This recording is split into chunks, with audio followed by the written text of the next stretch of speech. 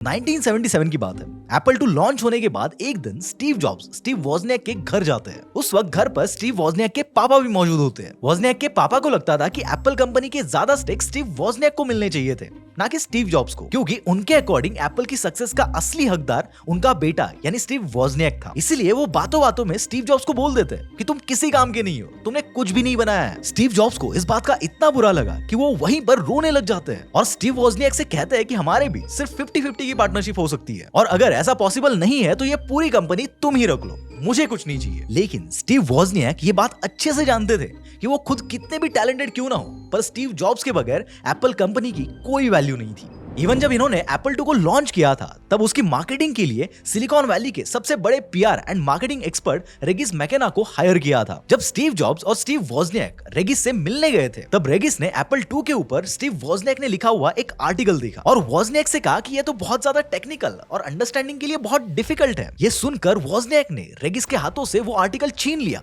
और उस पर बहुत ज्यादा गुस्सा हो गए। बाद में रेगिस मैकेना ने खुद कहा था कि भले ही वॉजनियाक ने एक शानदार कंप्यूटर बनाया, लेकिन स्टीव जॉब्स नहीं होते तो वो कंप्यूटर आज किसी कोने में पड़ा होता। सो इन सारे डिस्कशन से ये बात तो समझ में आ जाती है कि स्टीव जॉब्स के बिना एप्पल कभी भी एप्पल नहीं बन सकता था। नो डाउट कि Steve वॉजनियाक was the brain behind the Apple, लेकिन बिना बॉडी के ब्रेन भी क्या ही कर लेगा, राइट? तो यहाँ पर ऐसा समझ लो कि Steve jobs was the body of Apple